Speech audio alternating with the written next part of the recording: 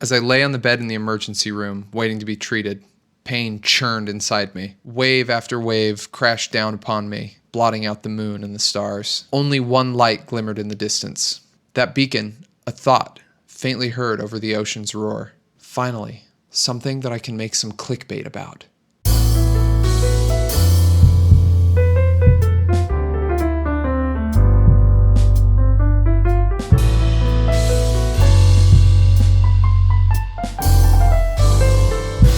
So earlier this week, I had an unplanned appendectomy. I've been saying unplanned in an attempt to sort of shoot the gap between the two major scenarios that people think of. On the one hand, you have, okay, open up. Ooh, guess what? What? You're gonna need to get your appendix out. Oh, really? Yeah, really. When might you be free to do the job? A month from Thursday. Here's 7,000 forms to fill out. On the other hand, Okay, let's get him back. Where do we need to... appendix. Press is slammed, so they're diverting us to red Appendix. way, and this kid... He doesn't have an hour, Jackson. He doesn't. All right. What hours? Appendix. We've got no... Appendix. Can't cry. He's got sub-acute... Appendix. He will die en route. If we have to go way out there, he will die. Appendix. As far as I know, I was never in any mortal danger. My appendix didn't get to the point of rupturing. So I'm not sure if emergency is exactly the right word. That said, I did have an ER trip, and there was only about 2 hours between you have appendicitis and that sucker is out. I have long extolled the virtues of Pepto-Bismol. I always keep some on hand on the theory that you don't know when you're going to need it, but when you need it, you really need it. And there were a few times in the last few years that I've needed it. You know how sometimes you wake up in the middle of the night with some really bad stomach pain, which you chalk up to like food poisoning or gas pains, and you just grit your teeth and watch some old Captain Disillusion videos and try to wait it out, and then you forget about it. You probably don't know what that feels like because you probably have never had appendicitis, but this was happening to me roughly once or twice a year. It wasn't fun, but it wasn't the kind of thing you go to the doctor about if you're dumb. And I am dumb. So about a year and a half ago, I had a bout of it that was really bad. My wife and I were gonna go on a walk, and I said, oh, I haven't eaten breakfast. Here, let me have some breakfast essentials with this possibly expired milk. So I made myself a big glass of it, downed it, and immediately my stomach was like, oh, that was not a good idea. So I started to go on this walk, did not get very far. I told my wife, I think I need to go back. I went back, I laid down, I turned on some Captain Disillusion, and it just got worse and worse and worse. My wife asked if I needed to go to the doctor. Now, I don't know about you, but where I come from, that's not something that you do. So I told her, no, I'll be fine. I'm just gonna take a bath. That's gonna help. I got in the bath, and like 5 minutes later, I said, okay, actually, we need to go see a doctor. She found me in urgent care, and I was like, look, you're busy. I'll just drive myself over there. No big deal. So the drive was like, I don't know, 15 minutes maybe. And I'm probably lucky that I didn't kill anyone, including myself. Minutes into the drive, I started just begging no one in particular for the pain to go away. No, please, please, please. No, please help. And it just got worse and worse. At one point I missed a turn. Google Maps was like, ooh, you missed your turn. It's gonna be 3 more minutes. And I almost broke down at the thought of being that much farther away from where I needed to go. So then I had to like try to find parking. And then once I finally did, I had to use the walking directions on my phone, which are horrible, and try to get myself to the place. I have run a marathon, and I have never been closer in my life to just laying down on the sidewalk and giving up than at that moment. So I finally get to the urgent care, and lady's like, please fill out these forms. And I'm like, I feel like I'm being currently gored by a bull. Could I maybe do the forms later? And she's like, the forms, sweetie. So I fill out these forms. I'm sitting in the waiting room, and I'm laying like this. Finally, about an eternity later, I get seen by a doctor. He's like, I'm gonna give you something for the pain, and he gives me a shot in the old rump. He's like, wait here for a few minutes, let me know if that feels better. Comes back in, I'm like, it's not better. He's like, okay, another one, another shot. Again, I wait, again, nothing. Finally, he gives me a third shot, and finally the pain comes down to the point where I can like interact. So he's like, okay, I think you might have appendicitis. And I said, what? No way. He's like, let me just do some tests. He starts pushing on my stomach, and there's this thing that they do where they push on the lower right side, and you're supposed to have this rebound pain, and I didn't have any rebound pain. So he was like, okay, well, it doesn't seem to be appendicitis. I'm gonna give you a prescription for some antibiotics. Go home. If the pain gets worse or if you get a fever, go to the ER. I said, okay. and pretty much thought nothing of it after that. I ended up going back to a primary care doctor, and they pushed on my stomach, and I had no problems. And she said, okay, it doesn't look like appendicitis.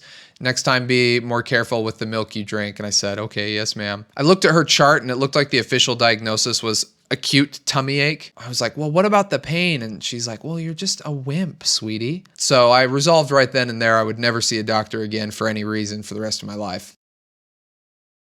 So that brings us to this time. It's been about a year and a half. I'm about to go to bed and I'm like, oh, my tummy hurts a little bit. Oh, I wonder if I ate something bad. I had grilled some chicken that night, and I thought, maybe I was a little too cavalier with the chicken juice, you know? I hope I didn't salmonella myself. So I figured I would just sleep it off. So I'm dreaming about being in stomach pain, and then about 4 a.m. I wake up and I'm like, okay, I cannot sleep. So I turn on some Captain Disillusion. I'm watching some of the videos, and I'm just like, man, this isn't going away. This is not good. My wife gets up and she says, oh, hey, do you need to go to a doctor? I'm like, no, I think I'm fine. I think I just salmonella'd myself. She said, okay. Well, let me know. I said, yeah, I will. And the pain just got worse and worse. And I thought, man, what worked last time?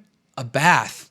So I decided to draw a bath. Do people draw baths anymore? That just came out and it felt weird coming out. Draw a bath? So anyway, I get in the bath, and about 5 minutes later, I'm out of the bath. I'm laying on the bathroom floor, and I'm like, it's time to go to the doctor. This time, I do not decline the ride. My wife piles me and my little girl in the car, and we drive to the urgent care. My toddler was melting down, needed a nap, so I told my wife, look, go home. Nothing you can do for me here. I'm just gonna, get seen, and then I'll call you back to pick me up. So she drives off. I'm clutching my stomach. I stumble up past this little group of people that's congregated outside of the urgent care, and I go to open the door, and somebody goes, hey, buddy, there's a line in case you didn't notice. I'm like, oh, okay. I sit down on the curb. I'm looking at these people. All of them seem fine. I'm like in agony. So it turns out that I had the wrong idea about what urgent care meant. I thought urgent care meant I need help urgently. What it turns out to mean is I'm sick, but my primary care provider is booked out for the next 2 weeks, so will you please see me today? What it definitely doesn't mean is there is a pack of stomach baboons having a weed whacker party inside my intestines, and I need help now. I'm sitting on the curb and I'm watching person in apparent perfect health after person in apparent perfect health get called in, talk to the lady, get their forms. They're filling out their forms. Finally, I get called up. She says, you need to fill out these forms. And I say, I filled them out online. QR code. It's done. It's done. She says, okay, honey, we'll go sit down, and we'll call you up as soon as there's somebody ready for you. So I say, okay. And I go sit in the chairs like this. Eventually, I decide to just go into the bathroom and lock the door so that I can lay on my back and just loudly whimper and moan and not cause a scene in the waiting room. I'm texting my wife, should have gone ER. At that point, I figured it was too late. This was going to be the quickest path to drugs. As I'm laying there in the bathroom, I have one thing that I'm holding onto with all my might and thinking, 3 shots in the butt. 3 shots. They're going to give me 3 shots and I'm going to feel better. Finally, I get seen by the doctor. At this point, I have waited far too long for my 3 shots. And I'm like, hey, doc, this might be appendicitis. I knew that it wasn't, but I figured if I said that, he might make it snappy a little bit. So he frowns and goes, okay, well, let me do a couple of tests. And he starts pushing on my stomach. And I'm like, okay. He's like, how does this feel? I'm like, I'm miserable, but that's not making it any worse. And he's like, okay. So he's called my bluff. He knows it's not appendicitis. I'm just like, okay, well, so can I get those shots, please? And he says, well, this might be appendicitis. You need to go to the ER. I'm like, okay, cool. So how about those shots? The folks at the ER are going to want to be in control of everything that you've been given for pain, so I really can't give you anything here. Okay, sounds reasonable, I say, and tears just start streaming down my face. Do you want me to call you an ambulance? No, I'll just call my wife. So I don't really have words for how I felt at that moment. My brain had been completely saturated with pain for well over an hour, and the only thing that was getting me through it was the thought of those 3 shots, like a life preserver in the ocean. And the doctor just plucked it away, and now I felt no hope. My spirit was just broken. So my wife finally picked me up with our toddler, whose nap, I might add, had been rudely interrupted. She takes me to the ER, and I ask her, how far away is it? And Google Maps says 10 minutes, and I just start crying again. Every bump on the way felt like a gunshot. I got there, they sat me in a wheelchair. My wife dealt with the intake stuff. I had to talk to a nurse about my condition. Now, you may bring me to my knees, but you will never destroy my sense of humor. So I asked the nurse, do you offer euthanasia? She said, "That's a little dramatic." Talk about insult to injury to bomb at an ER, I tell ya.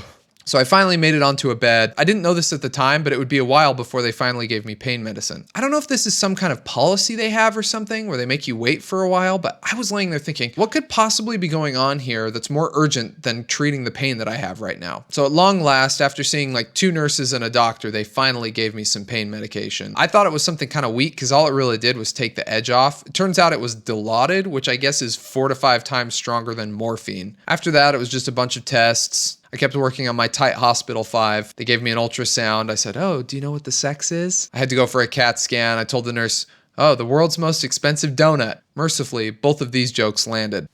So throughout, people kept coming in and pushing on my stomach and frowning when I wasn't reacting. So nobody was thinking it was appendicitis. But a few hours later after the CAT scan, the doctor came in and said, "It's your appendix and it's coming out today." Cool, I said. "I'd like another shot of Dilaudid." "You've earned it."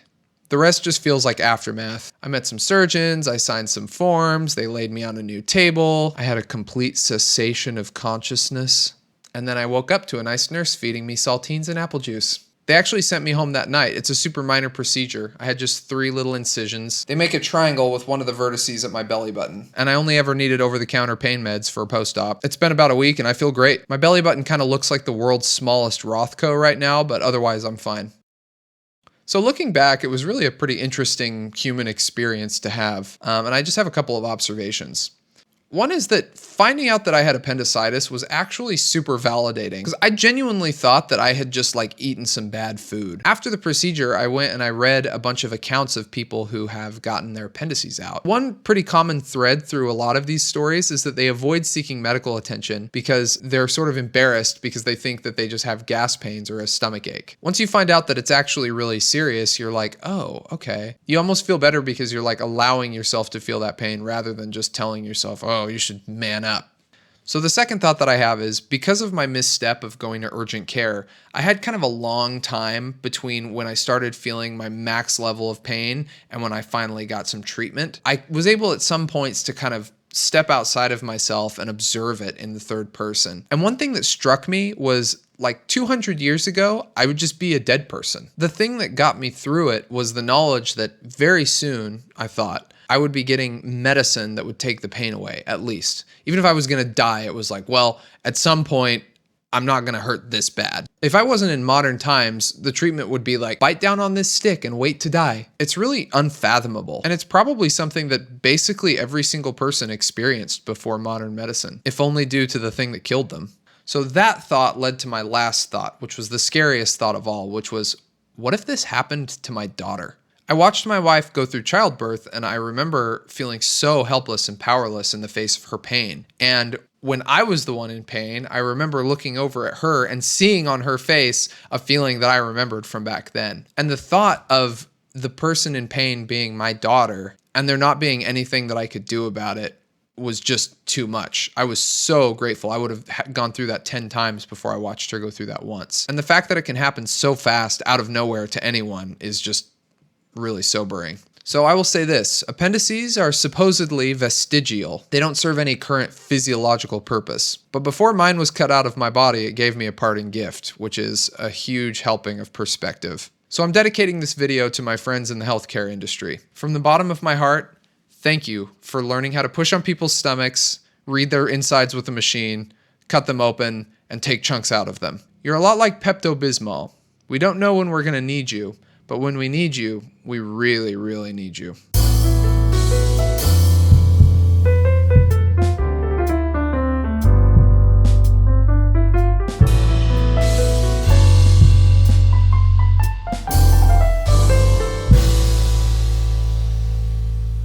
My doctor told me to run 5 miles a day for 2 weeks. I called him up. I said, Doc, I'm 70 miles away from my house. I told my doctor it hurts when I raise my arm like this. He says, don't raise your arm like that. I tell you. I called him my doctor. I told him I had diarrhea. You know, he put me on hold. I tell you, my doctor, you know my doctor, Dr. Vinny Boombatz. You know my doctor. I called my doctor and I said, Doc, I just took an entire bottle of sleeping pills. What should I do? He said, go home, have a couple of drinks, and get some rest. I tell you, my doctor, you know, when I was born, after the doctor cut the cord, he hung himself. Insult to injury to bomb at an ER, I tell you.